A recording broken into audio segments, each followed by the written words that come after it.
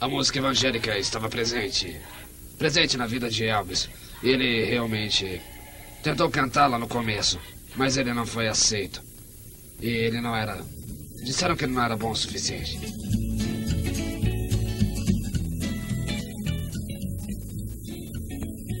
Eu não queria um homem branco soando como uma imitação. Eu queria alguém que tivesse aquele sentimento natural, algo que saísse de dentro e não apenas da boca para fora. Sentimos baseado nas experiências através do país que esse rock and roll era a semente da tormenta. E nós queremos deixar essa semente da tormenta fora da cidade de Jesse. Olha, tudo aconteceu muito rápido no último ano. Eu ainda estou confuso. Eu não posso acompanhar tudo o que está acontecendo. Está muito rápido. Nós não entendimos porque as pessoas enlouqueciam com ele. Até ele estava inquieto. Eu sou apenas outro ser humano como você. Ele não entendia porque Deus, ou seja lá que força for, estava fazendo dele o que queria. Elvis Aaron Presley.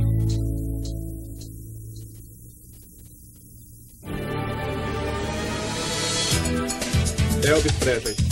Biografia não autorizada.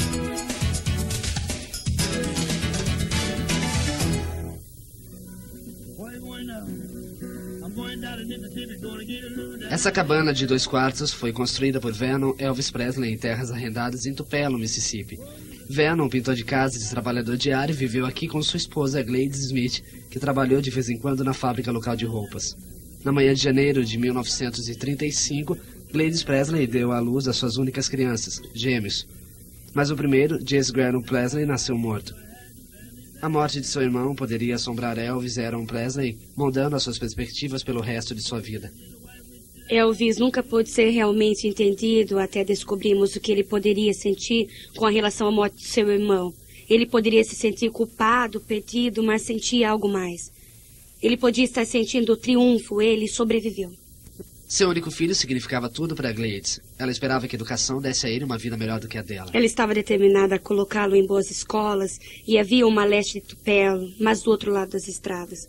Então ela andava com ele até a escola todos os dias e o pegava todas as manhãs para ele não jogar hóquei.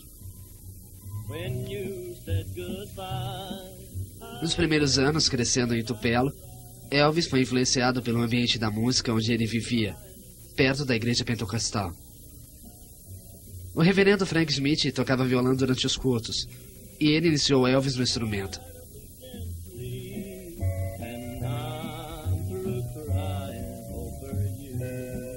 No rádio, os Presley ouviam música country e os cantores de Tupelo, Mississippi Slim, o qual Elvis idolatrava. Aqui, na loja de Tupelo Hardware, em 1947, podia-se comprar um violão por $12,95. Elvis e sua mãe foram à loja Hardware em seu aniversário de 11 anos. Mas o violão não era o que ele tinha em mente. Ele não tinha $22 para comprar uma arma e sua mãe disse que era muito perigoso e ela não iria comprar. E então Elvis não gostou disso.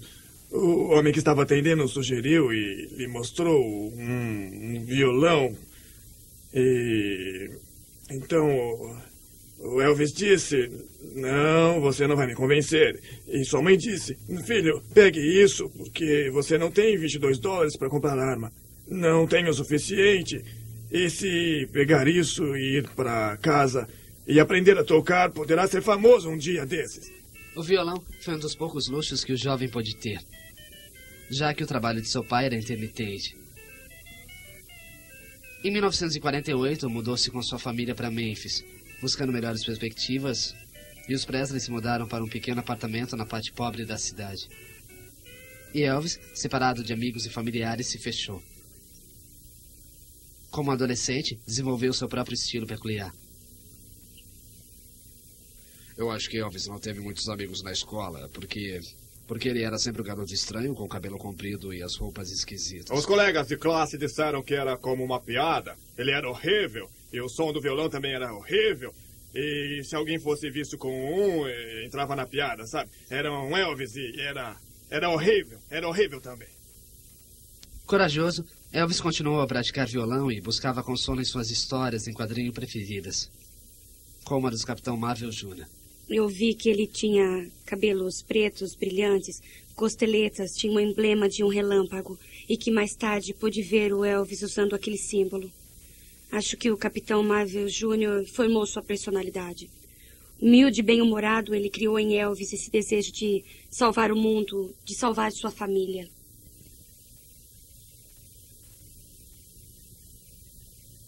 Para ajudar em seus conhecimentos, Elvis fez vários bicos. Como porteiro no Cinema Luz e também para comprar as suas roupas diferentes e coloridas na Rua Bale, no Memphis Blues Mecca. But the greatest of these is love. Elvis também adorava a música evangélica e se tornou um frequentador de todas as noites da música evangélica da cidade, algumas com o lendário quarteto Blackwood Brothers. Nós sempre o deixamos ficar na porta, porque ele tinha pouco dinheiro e na maioria das vezes não podia pagar o ingresso. Então sempre o deixávamos na porta dos fundos. A música evangélica fazia parte da vida de Elvis. E ele realmente tentou cantar lá no começo. Mas então não aceitaram. Disseram que ele não era bom o suficiente.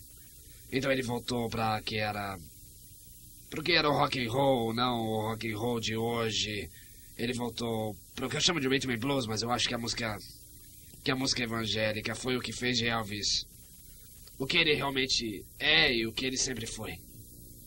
Como Elvis desenvolveu seu novato estilo rhythm and blues, seus amigos começaram a vê-lo de outra maneira. A maioria das pessoas hoje diz que o sucesso fez dele um astro. Quando eu conheci Elvis, ele tinha 19 anos de idade. Tinha algo nele quando se é um garoto e a gente quer se identificar com um atleta ou com um artista do cinema ou qualquer outra coisa. Elvis era um astro antes do sucesso. Ele tinha algo que fazia você dizer, eu quero ser como ele, eu quero ser, sim, como ele.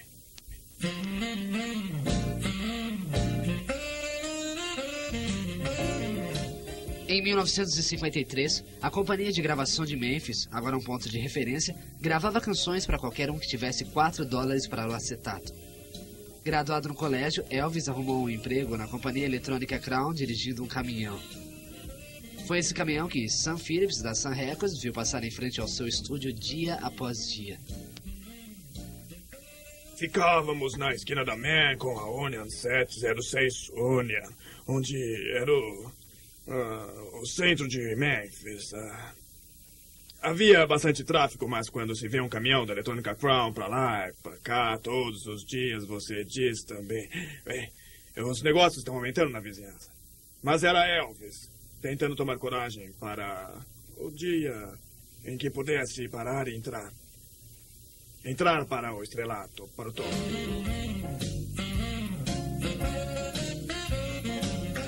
Sam Phillips gravou artistas negros por anos, como o pioneiro do rhythm and blues Little Parker Jr. Mas o que ele estava procurando realmente era um homem branco com um som negro. Eu não estava tentando juntar negros e brancos. Eu não estava querendo juntar esses dois tipos de pessoas. Eu estava tentando dizer, olha, temos que encontrar um som em comum, apenas isso. Naquele verão, Elvis finalmente foi à companhia de gravação de Memphis. Uma mudança que alteraria profundamente a sua vida e a de Sam para sempre.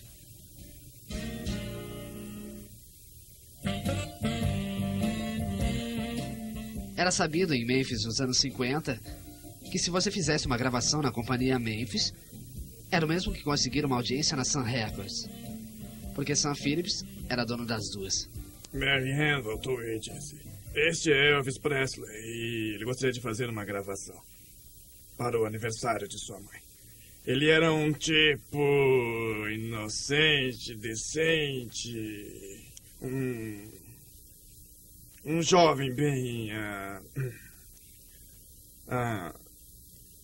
aparentado e havia algo que de repente tocou profundamente a minha alma. Não me pergunte o que, porque eu não sei. De qualquer jeito, fizemos a gravação e quando a ouvi pela primeira vez, sabia que aquele garoto era um gênio e disse, hey, aqui está uma voz não polida, mas uma voz que pode ser trabalhada. Eu disse a ele que iríamos a Nashville e se ele encontrasse uma ou duas músicas, que achasse que ele seria capaz de cantar, eu telefonaria. Phillips cumpriu sua promessa e chamou Elvis alguns meses depois. Ele juntou o rapaz com os músicos locais Scott Moore e Bill Black. Eu perguntei a ele se tinha uma banda e ele me disse primeiro que os músicos e ele nunca cantaram em nenhum lugar e depois que não tinha uma banda.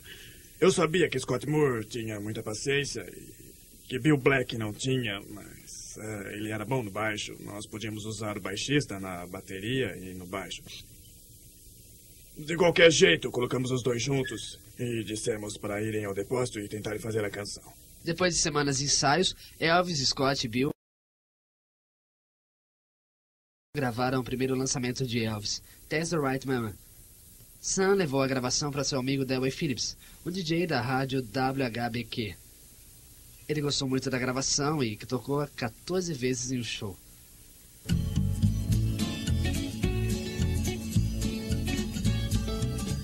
Com o hit nas mãos, Elvis e os garotos começaram a fazer pequenos shows por todo o sul. Em uma noite, Elvis ficou atrás dos palcos em companhia de outros astros, como o jovem Johnny Cash e Carl Perkins, que escreveu Blue Suede Shoes, ou talvez Buddy Holly. E isso nos dias anteriores ao The Crickets. Pouco tempo depois, Sam escreveu Elvis no Grand Ole Opry.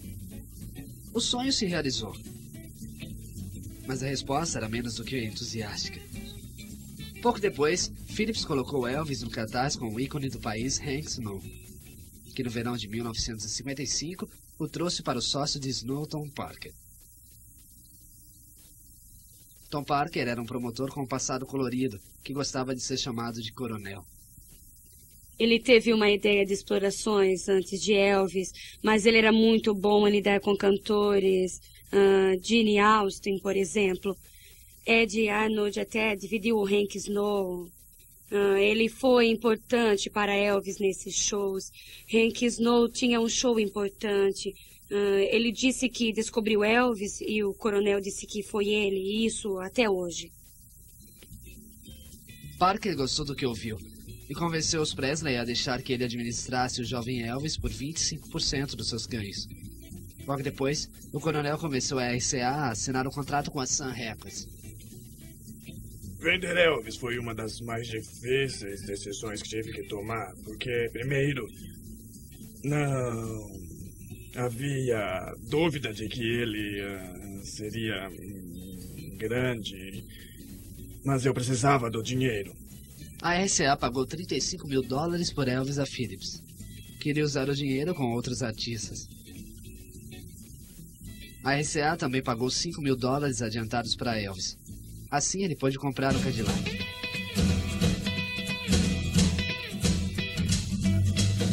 O coronel imediatamente começou a comercializar a marca Elvis. Mais do que fotografias de balões, Elvis era o melhor no palco. Selvagem, música energética como nunca foi ouvido antes e o seu jeito de dançar que levou as fãs à loucura.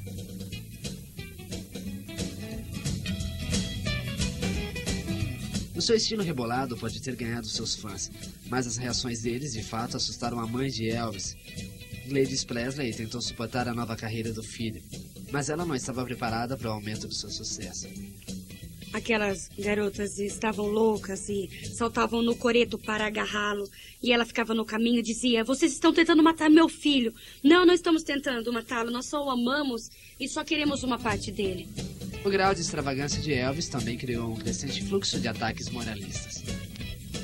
Vão descobrir minha opinião sobre o rock and roll e porque sou contra ele. Acredito de todo o meu coração que será um fator a contribuir com a delinquência juvenil de hoje. Quando ele sobe no palco, ele começa a fazer aquelas garotas ficarem loucas para pular e se mexer e lançar tudo ao palco. Você sabe, acho que eu quero dizer. Acho que isso é ruim. Bem, é o tipo de loucura. O tumulto sobre Elvis ameaçou o rock and roll. O rock and roll já era, e também aqui na KWK. Todos nós vamos parar de tocar esses discos. Essa semana é a semana de quebrar discos aqui na KWK. E depois ninguém vai mais ter que tocar esse lixo. Vamos tirar esse lixo. A indecência e a vulgaridade do rock and roll é, obviamente, um meio pelo qual o homem branco e suas crianças podem ser levados ao nível dos negros. é obviamente uma música negra. A controvérsia empurrou o jovem ídolo a uma das primeiras batalhas americanas entre a censura e a música pop. Para combater a crescente corrente da crítica, foi arranjado para Elvis contar o seu lado da história no show da TV WRCA, High God Night Calling. Eu não vejo nenhum tipo de música que influencie mal as pessoas. É só uma música. Não posso imaginar.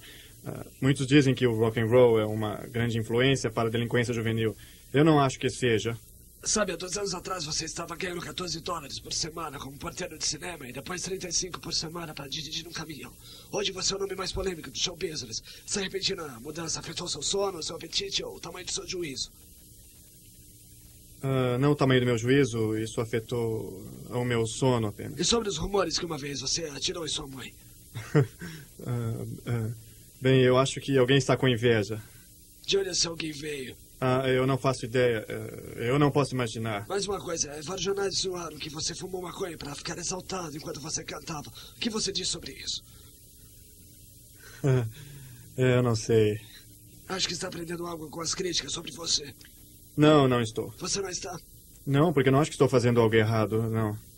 A sua próxima aparição na TV foi seguida de uma explosão de controvérsias à sua volta.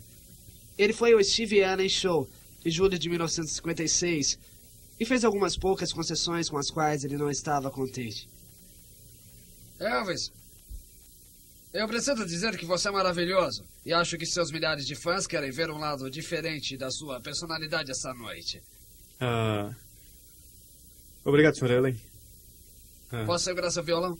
Não é com frequência que eu tenho que usar o terno e a casaca. Mas acho que tem alguma coisa essa noite que não posso deixar de usar. É o correto. Você não formou o que, Elvis? Blue Suede Shoes. Eu acho que um dos shows mais humilhantes e degradantes que ele fez foi no Steve Allen, quando ele teve que cantar Hound Dog para um cão que estava babando, e ele teve que passar a noite de casaca e gravata branca, e fez isso com dignidade. No final de 1956, uma nova controvérsia surgiu quando Presley foi ao tribunal para encarar acusações de agressão vindas de uma luta com o frentista. Elvis mais tarde estava limpo. Mas controvérsia ou não, os negócios continuaram. Um artigo na primeira página do jornal Wall Street reportava a venda de produtos de Elvis Presley que alcançou $22 milhões. Em março de 1957, Elvis realizou o sonho de adquirir um belo lar para seus pais, comprando uma mansão em Memphis chamada Graceland por $100 mil. Para o megastar de 22 anos, o presente e o futuro pareciam de fato brilhantes.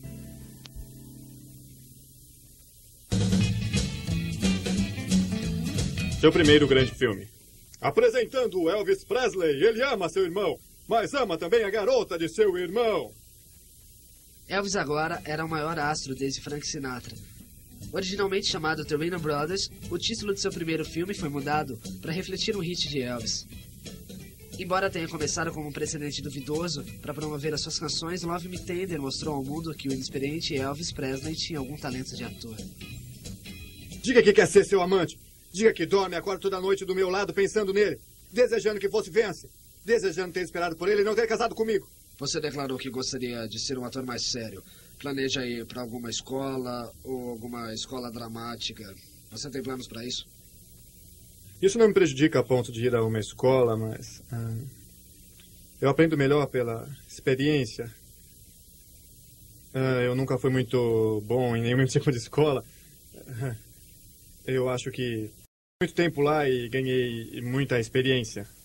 Elvis e o filme foram aplaudidos e, queiram ou não, Elvis era um grande artista. A sua audiência está de prova. A estreia de Love Me Tender trouxe uma das maiores multidões da história do cinema. Lovin' You, o primeiro grande musical moderno feito em volta da personalidade ardente de Elvis Presley. Eu imagino que a cor dele seja amarela, não é? Seu segundo filme, Lovin' You, deu a Elvis não apenas um papel brilhante, mas uma história sobre um astro do rock and roll feito especificamente para ele. Não se preocupa com o meu futuro, só com você. É o que eu posso fazer por você. Não se preocupa comigo, ou com o Tex, ou com ninguém. Apenas com você. Você tem 15 minutos para subir naquele palco e descobrir se ainda tem um futuro. Como se atreve a pensar que tais táticas baratas poderiam Não eram táticas, querida. É o que tenho de melhor em mim. Seu próximo esforço foi Jailhouse Rock, a primeira ópera rock do mundo, caracterizando a clássica cena da cadeia. A coreografia foi feita por Elvis.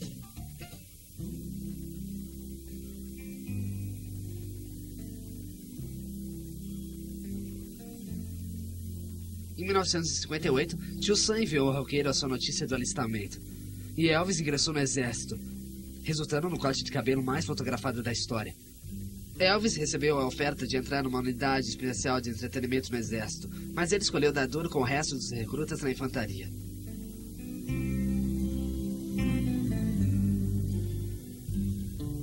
Com a namorada Anita Wynne e seus pais presentes, Elvis fez o juramento.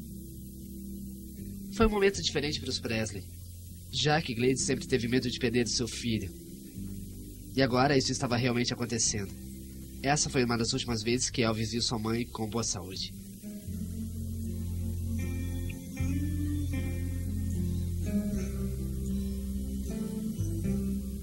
Gladys nunca se conformou com a invasão em massa da privacidade e a sensação de medo que a fama de seu filho causaram a ela. Em agosto de 1958, uma combinação de alcoolismo e hepatite fizeram-no ficar gravemente doente. Elvis correu para sua cabeceira. Um dia depois, ela estava morta. Particularmente para o jovem Presley, foi uma perda devastadora. Era um caixão de prata aberto e ela estava com um vestido azul bebê que ela nunca tinha usado. Elvis continuou a tocá-la, beijá-la, abraçá-la e a conversar com ela em sua própria linguagem. 2 meses depois da morte de sua mãe, Elvis e seu batalhão de tanques embarcaram para a Europa. Elvis, você deixou o exército em 1960. Se o rock and roll tivesse diminuído a sua popularidade, o que você faria? Eu acho que nunca morrerá totalmente, porque ele tem algo muito forte em seu lugar. A força dos jovens é o que eu posso dizer. E sobre limpá-lo um pouco, torná-lo moralmente correto e talvez parar de sacudir? Bom, senhora, se parar de sacudir, ele vai acabar. Quando Elvis foi para a Alemanha, seus fãs deixaram suas casas pegando fogo. Colegiais entraram em greve, porque os professores não permitiam que elas usassem licenças de cachorro na classe em apoio ao rei. Para Elvis, havia pelo menos um benefício na sua vida no exército. Ela era muito atraente, jovem, mas já bastante madura para sua idade. Ela tinha só 14 anos. Priscila Beaulieu era filha de um capitão das forças aéreas posicionado na Alemanha. Assim que Elvis embarcou no avião para casa, fez uma pausa para olhar e dar uma cena especial para ela.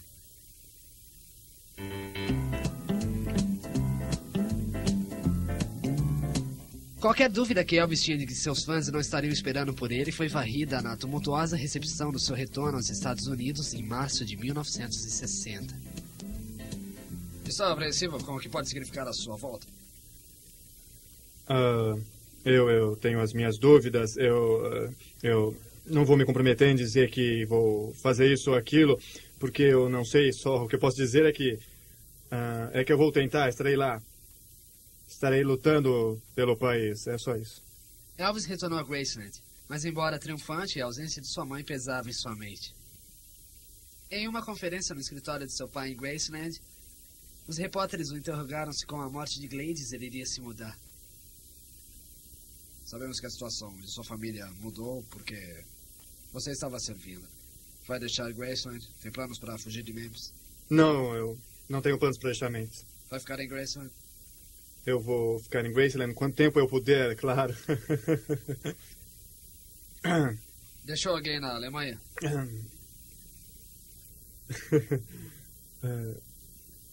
Não, ninguém especial. As histórias sobre a garota que ele deixou para trás.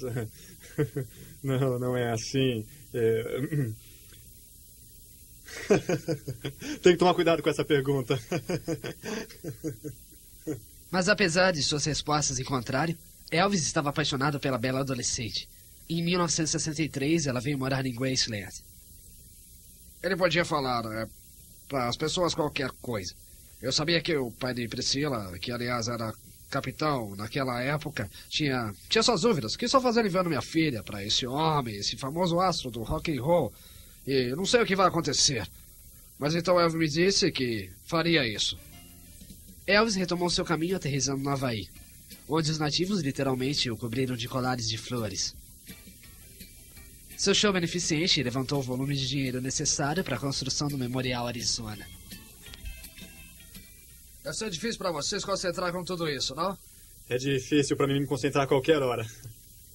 Mas antes de se concentrar em sua música, Coronel Parker arrastou Elvis de volta ao mundo do cinema.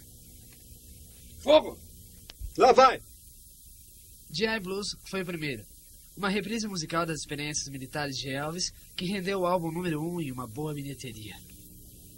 Olha, garoto, o teto desmoronou. O Capitão Roberts está vindo para cá. Ele quer falar com você. Sobre o quê? Você me pergunta sobre o quê? Quem ganhou a aposta para nós? Ele ficou no apartamento ali de manhã, não ficou? Flaming Star, que estreou em 1960, foi moldado nos filmes das músicas de Elvis. Foi um esforço dramático no qual Elvis ganhou as melhores opiniões dos críticos. Quer me beijar de novo? Eu não beijo crianças. Já viu alguma criança assim? Sim, as mais deslumbrantes garotas de Aikiki estão tomando lições com Elvis. Quando ele conseguiu um emprego, orientando garotas com mais do que paisagem em suas mentes. Seu próximo filme, Blue Hawaii, anunciou uma reprise de 8 anos de filmes ignorados, conhecidos pelos mais belos temas musicais e seus scripts formulados. Lançando 3 filmes por ano, por pelo menos $1 milhão cada, as finanças de Elvis cresceram como sua carreira musical. Ele ainda vendia discos, mas não era mais de longe o líder. Não o roqueiro que era.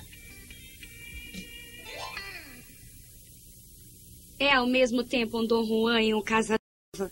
Se não é um barco, são garotas, garotas, garotas.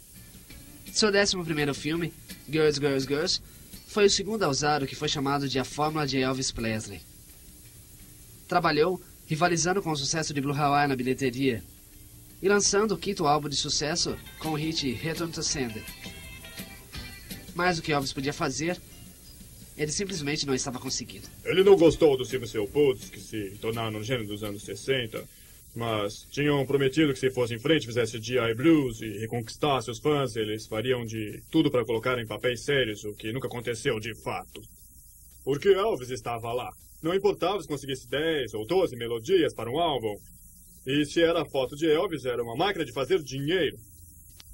Ao longo dos anos, apontaram Coronel Parker como o diretor que sacrificou a carreira e a felicidade de Elvis por dinheiro. Muitos diziam, o coronel, ele só pensa no dinheiro. Se ele só pensasse em dinheiro, ele conseguiria muitas outras estrelas para dirigir ao mesmo tempo em que dirigia Elvis. E ele teve muitas oportunidades para isso. E recusou todas. Ele disse, eu sou o diretor de Elvis. E é só o que eu vou ser. Ele era dedicado a Elvis e sim, eles fizeram muito dinheiro. Para mim era como uma sociedade. Eles eram sócios. Durante uma boa parte dos anos 60, Elvis recolheu-se em seu fechado círculo de amigos e camaradas, que ficaram conhecidos como a máfia de Memphis. Ele queria selecionar os amigos. Ele queria que estivessem ali o tempo todo e... quando ele precisasse, Elvis era muito retraído. Apesar de ter Priscila esperando por ele em Graceland, Elvis experimentava os prazeres canais que Hollywood tinha a oferecer. Ele era um jovem louco, um botão pendurado e elas caíam em cima dele. Ei, vamos cair na real. Quem pode dizer não? Elas eram todas loucas. E para dizer a verdade, esta é uma das poucas vantagens de se ter um super hit gravado. Benefícios frágeis, porque você sabe que a gravadora vai enganar você com isso. É um prazer ouvir a opinião de um homem. Apesar de todo o grupo feminino de Elvis, havia uma em Hollywood que diziam ter chance de roubá-lo de Priscila. Entre as filmagens de Viva Las Vegas, Elvis passava bastante tempo na companhia da coadjuvante Anne Margaret. Um grande caso de amor de duas grandes pessoas. Duas pessoas talentosas que se entendiam com o... Bom. Acho que alguém contou para a imprensa e... esse era o melhor jeito de dar fora em Elvis. Não coloque os negócios em Elvis na rua. Porque ele não quer. Elvis também gastou muito tempo em seus anos de filmagem procurando um profundo jeito de viver. Ele realmente ficou inteirado. Apesar disso afetar a sua carreira, eu acho que ele só parava para estudar um filme ou uma coisa assim. Ele estava lendo esses livros e ficou envolvido muitos dias e também noites. E só podíamos sentar no quintal, olhar a escada acima e tentar imaginar o que ele estava pensando. Eu acho que Elvis queria saber por que ele se tornou aquele superstar e que as pessoas tanto idolatravam e queriam saber tudo sobre ele, de onde ele veio, seu carisma. Ele não sabia.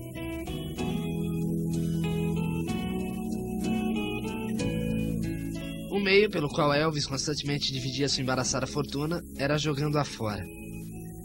Em uma ocasião, ele se juntou a Frank Sinatra e Barbara Stanwyck numa doação de $50 mil para um lar para atores idosos. Em 1964, ele comprou um iate presidencial do passado e o deu a Danny Thomas para ajudá-la a arrecadar dinheiro para o Hospital St. Jude. E em centenas de outras ocasiões, ele deu dinheiro, carros e outros itens para pessoas que ele nem conhecia. Uma das mais famosas histórias sobre a sua generosidade. Ele tinha um Cadillac e notou que uma mulher estava olhando para ele, e então ele perguntou se ela gostava de carros. Ela disse que sim. Ele disse: esse é meu, mas deixe-lhe dar outro. Ele saiu do carro e disse a ela para pegar qualquer outro carro do vendedor. Ele queria que as pessoas o amassem, então dava coisas esperando que as pessoas o amassem. Mas ele ainda era como um garoto que jogava os seus brinquedos fora para outros garotos. Muitas pessoas podiam tirar vantagem da sua generosidade muito fácil, porque ele era muito crédulo. Se você gosta de alguma coisa, pode dizer: cara, esse seu relógio é muito bonito. E Elvis o tirava e o dava para você. Queria ser gentil. Em 1º de maio de 1967, Elvis finalmente assumiu seu relacionamento com Priscilla, casando-se em uma cerimônia privada em Las Vegas. 9 meses depois, a filha Lisa Marie nasceu. Casamento e um novo senso de família finalmente coincidiram com outra grande chance na carreira e na vida de Elvis. Algumas pessoas estão dizendo que vocês são os 4 Elvises. Não é verdade, não! Durante sua ausência nos top 40 da música dos anos 60, apenas os Beatles chegaram perto de Elvis. Em 1964, os 4 fizeram uma visita ao rei em Hollywood, onde eles ficaram a noite toda numa sessão improvisada. Em 1968, Elvis dolorosamente esqueceu a sua música e teve a sua carreira no cinema frustrada. Elvis estava cansado dos filmes. Era sempre a mesma coisa. Uma narrativa, um garoto, um animal diferente. Era tudo, assim, muito bonito. Mas não acreditavam mais nele. As pessoas queriam vê-lo cantar. Ele disse: eu acho que eu vou dar um tempo. Ele e o coronel resolveram fazer a transação para o especial de 68. Seu especial de 1968 retratou o Elvis notadamente no auge de sua forma, apesar da sua longa pausa na sua vida musical. A volta das costeletas, a sua marca registrada que tinha sido raspada em sua carreira no cinema. O show atingiu a classificação e críticas delirantes.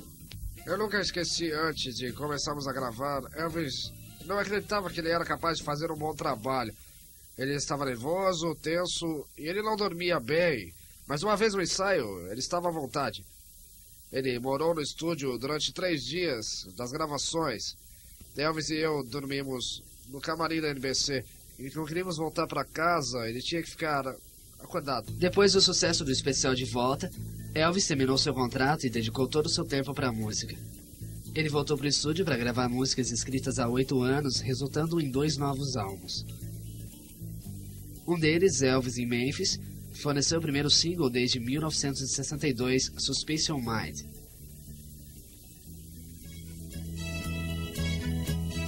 A sua próxima conquista foi Las Vegas, onde ele checou a construção do International Hotel, que seria palco da sua volta.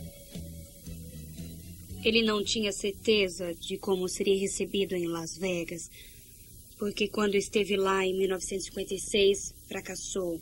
Ele era muito jovem e as pessoas iam lá nessa época. Não era o mesmo tipo de pessoas que gostavam das suas músicas. Ele foi um fiasco. Não foi um fiasco dessa vez. Elvis fez o maior show que Las Vegas jamais viu. Depois que ele desceu do palco, estava apenas 3 passos do chão. O coronel voltou ao camarim e eu vi lágrimas nos olhos do coronel pela primeira vez.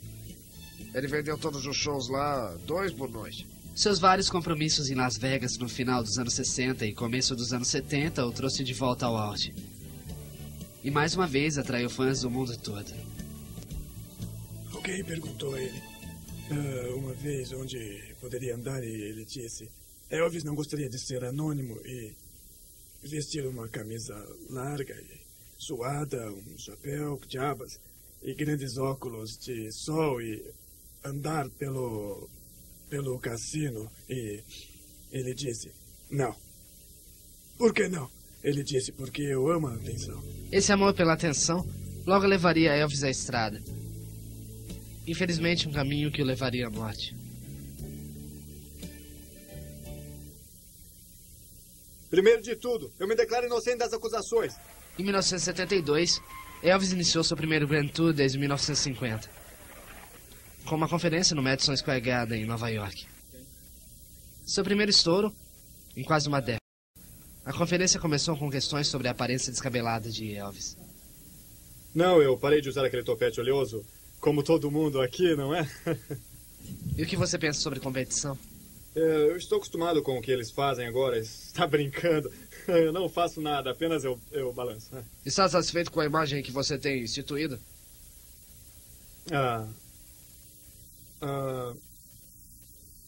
Bom, a imagem é uma coisa e o ser humano é outra, então...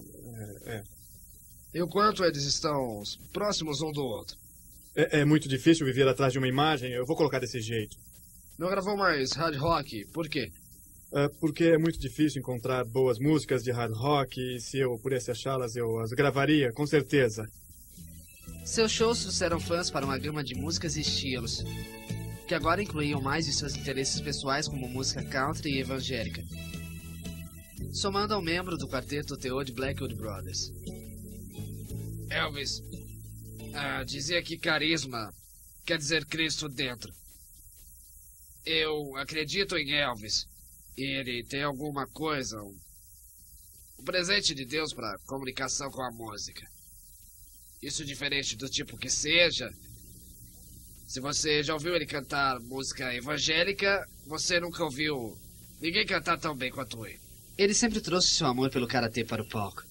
Uma faixa preta desde os seus dias de exército, ele poderia trabalhar os seus movimentos preferidos de karatê em suas músicas. O show no Madison Square Garden quebrou recordes e fez com que a equipe administrativa pensasse sobre isso. Eles decidiram fazer algo maior ainda. Algo que causasse grande impacto. Um show ao vivo que seria transmitido via satélite para o mundo todo. O show Alone from Hawaii seria uma realização mesmo se Elvis não estivesse no topo. Nenhum entretenimento tinha tido tal audiência antes. Transmitido via satélite ao vivo, foi visto por mais de 1 milhão de pessoas em 36 países. Ironicamente, no auge da sua carreira, fendas na torre de sucesso de Elvis começaram a ser mostradas. Em outubro de 1973, Elvis e Priscila deixaram a sala da corte de Santa Mônica, de onde o juiz tinha acabado de lhes dar um divórcio. A perda de Priscila, como de sua mãe, iria atormentá-lo pelo resto de sua vida. Ele me chamou em seu quarto e disse: onde é que eu errei? Priscila é a única coisa que eu quis. Eu disse, bem, Elvis, você já ouviu que o lar de uma mulher é o seu castelo? Priscila não tinha um lar. Ela nunca pôde sair do seu quarto sem estar completamente vestida. Você tinha 30 guarda-costas na casa. Você tinha que ter deixado os guarda-costas do lado de fora. Foi um divórcio triste, mas temos que lembrar que Elvis era Elvis. Eu quero dizer que ele não podia ser um homem de uma só mulher. Não tinha jeito. Ele tinha que ter sempre uma mulher perto dele. Então, enquanto ele estava distante de uma, tinha que ter outra. Era o jeito dele, tem que entender. Eu não posso explicar o porquê, mas ele tinha sempre que ter a companhia de uma mulher. Elvis se tornou lendário, devido em parte à sua energia natural, à variedade de drogas que ele eventualmente tomava em quantidades crescentes durante os anos 70. Ele começou com anfetaminas durante o seu tempo no exército. Tomou dexedrina para ajudar a ficar acordado durante a vigília. Ironicamente, ele estava preocupado com a expansão das drogas no mundo dos espetáculos. Fazendo uma viagem comemorativa para a Casa Branca em 1970, onde o presidente Nixon fez dele um agente especial da Agência de Combate às Drogas. Para alguns, foi a longa viagem dos anos 70 que levou Elvis. Ao longo dos anos, Nós fomos fazendo filmes e tomando pílulas para ficar acordado e para dormir. Mas isso não atingia como nos últimos anos, quando nós pegávamos a estrada e nós ficamos pior.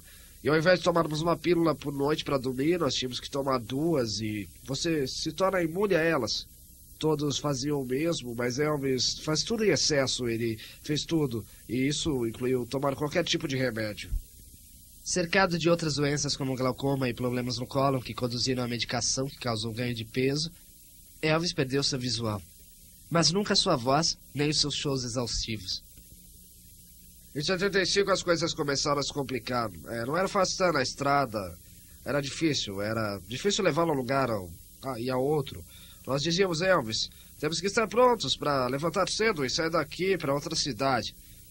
E ele respondia, não estou pronto. Eu não estou pronto ainda. Isso porque não era Elvis. Eram as pílulas que estavam falando. Nós realmente tentamos ajudar e conversamos muito com ele. Mas sabe, uma vez um cara me disse, como se protege um homem de 42 anos dele mesmo? Você não pode, ele tem que querer isso. Filmado aqui por um fã, Elvis fez seu último show de sua carreira fenomenal em 26 de junho de 1977. Menos de 2 meses depois, em 16 de agosto, quando estava se preparando para voltar ao tour, ele foi encontrado deitado no chão de seu banheiro em Graceland. Elvis Aaron Presley foi morto por um ataque do coração aos 42 anos. O mundo entrou em choque.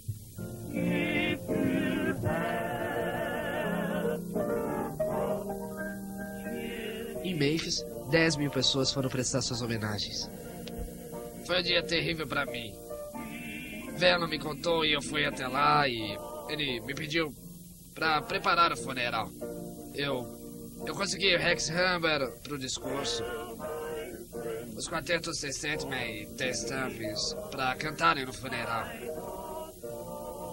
E eu tinha James Blackwood pra entrar e cantar. E nós cantamos as canções que Elvis gostava de ouvir. Todos com TV, rádio ou jornal souberam. A história de Elvis não terminou em seu túmulo próximo ao de sua mãe em Graceland. Uma nova história começou. Uma história verdadeira sobre a sua vida após a morte. É uma história que não tem teorias de conspiração ou janalecos visando pegar Elvis, e tudo sobre quem foi Elvis e os fãs que ele deixou para trás.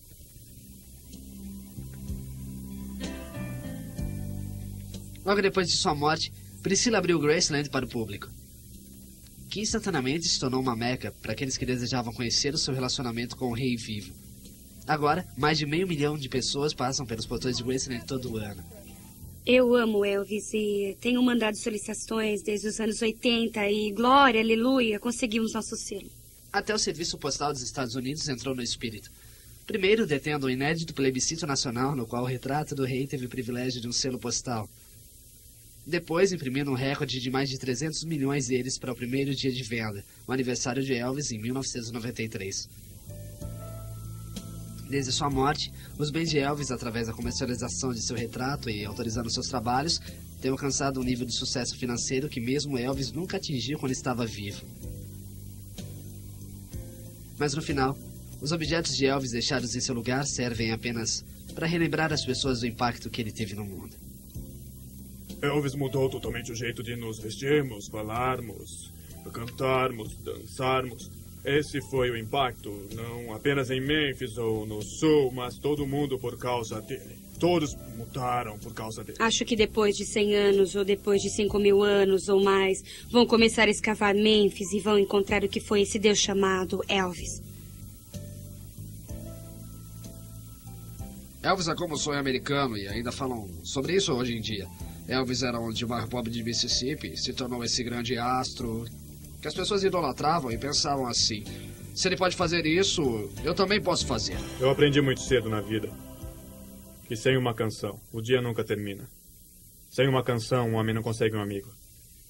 E o mundo nunca gira sem uma canção. Então, continuei a cantar.